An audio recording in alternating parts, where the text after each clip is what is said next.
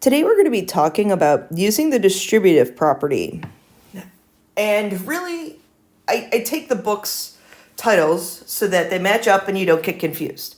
But I actually really don't like this title. What we're going to be doing is really going to be factoring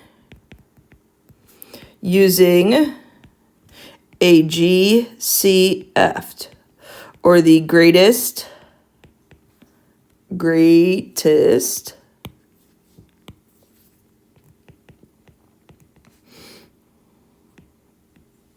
common factor.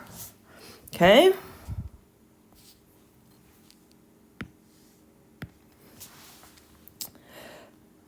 Okay, so we're going to use the distributive property of factor each polynomial, aka we're going to factor out the greatest common factor. So what you want to do is you want to look at each one of these problems and you want to think, okay, between 15 and 25, what is the largest number that goes into each one of those? The largest number that goes into each one of those is 5. And then between any of your variables, you choose the variable that is the lowest power, because the lowest power is going to give you the greatest factor, and that is an x. So now we write in what we're left over with, okay? So 5 times 3 is going to be 15, and then we factored out that x, so we don't have to worry about it.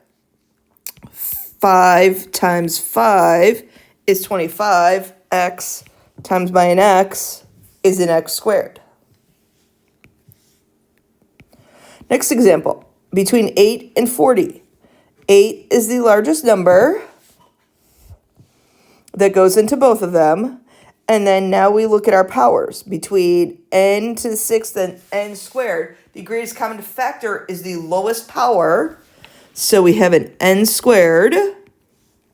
Now we have to think about what we're left over with. 8 times 1 is 8. N squared times n to the 4th. What you do is to get this power here is subtract your original power minus 2. So 6 minus 2 is 4. Then I have a 8 times 5 is 40, n squared. I already have my n squared, so I'm done there. Okay, use the distributive to factor out each polynomial. Okay, again, factoring out the GCF. That's what all of your teachers are, I don't want to say all of your teachers, a lot of teachers use that terminology of factoring out the GCF. Okay, so look at your numbers, 2, 2, and 12. 2 is the largest number that goes in all of those.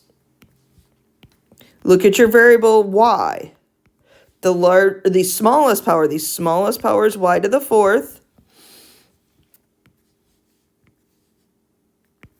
This term here is the only one that has an x in it, that first term. So you don't have to worry about factoring out that x because only one term has the x. So we just leave it as is. So now I have 2 that I factored out, y to the 4th, I'm left with an x. Minus, I factored out the 2, subtract 5 minus 4, that's going to be a y. 2 times 6 is 12, y to the 4th. I factor that out so that stays where it's at. Okay, this next one, between 12, 24, and 30. We need to start looking at some common factors. So I know 2 goes in. That might not be the biggest one. So start going through in your head. Okay, 2 goes in all of them. Okay, yeah. But maybe 3 goes in. Oh, 3 goes in. 4 doesn't go in. 5 doesn't go in. 6 goes in. And then keep going through 7, 8, 9, 10, 11, 12, till you get to the smallest of the numbers. I just got to 12. 12 doesn't go into all those. 12 doesn't go into 30. 6 is the largest number that goes in all of them, so I factor out a 6. Between all of your x's, take the smallest power. Between all of your y's, again, take the smallest power. And then we are left with 6 times 2. The x's and y's both got factored out. 6 times 4 is 24. X got factored out.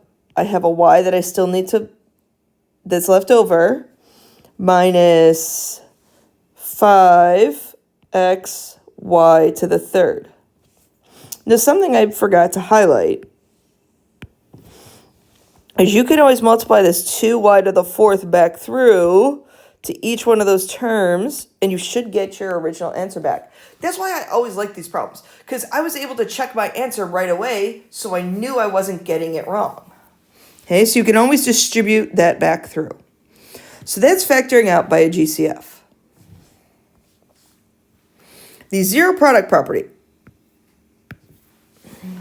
Zero product property says is the product of two factors is 0, at least one of the factors must be 0.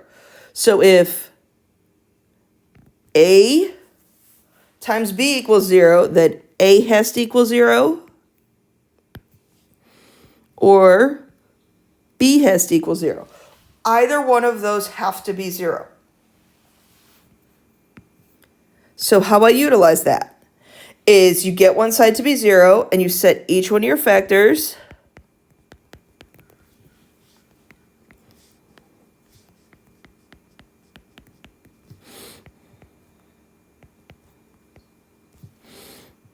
and then solve that equation. So I added 2 to the other side, and then I'm going to add 1 to the other side, and I'm going to divide by 4. So then now we have, so I want to check my answer. So I plug in 2 for x. Minus 2 4 times 2 minus 1. And I want to see, does that equal 0? 2 times 2 is 0. This is 7. 0. The reason this property works is anything times 0 has to equal 0. Okay, so either one of these work. And the same thing would work if I plugged in the 1, 4 through. I just don't want to make the video too long.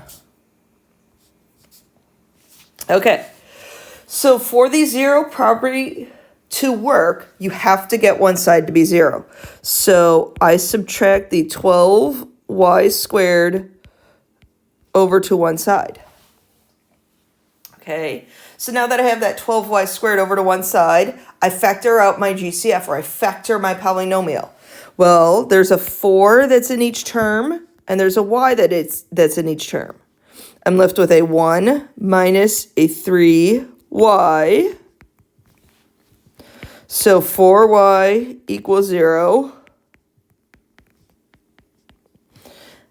So y equals 0 in this case. Here, I subtract the 1 over. I divide by the negative 3. So I get y equals 0 and y equals 3. 1/3, I'm sorry, 1/3. And that makes sense, because if I plug this in, so I have 4 times 0 equals 12 times 0 squared. Well, that's going to equal 0 equals 0. That works out. Then if I plug in 1/3, 4 times 1/3 equals 12 times 1/3 squared. 4/3 equals 12 times 1/9. 4/3 equals 12/9. If I reduce 12/9 each by 3, I get 4/3. Okay, so again, plugging your solution back in can help you check. Okay, so that is my video on solving by factoring out by GCF. I'm just going to call it how I always do. Thanks for watching.